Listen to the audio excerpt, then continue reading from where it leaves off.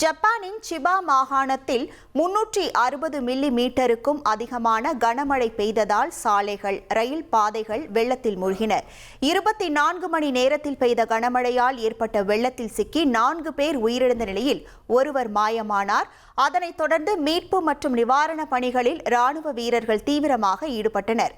மேலும் 22,000க்கும் மேற்பட்ட வீடுகளுக்கு மின் விநியோகம் துண்டிக்கப்பட்டது.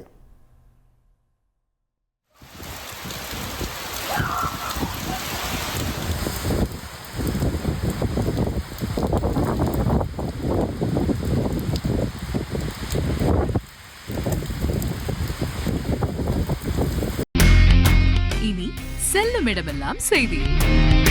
தந்தி டிவியின் வாட்ஸ்அப் சேனலை ஃபாலோ பண்ணினா செல்ல இருக்கும் இடமெல்லாம் செய்தி. இதோ QR கோட் இப்பவே ஸ்கேன் பண்ணுங்க, ஃபாலோ பண்ணுங்க.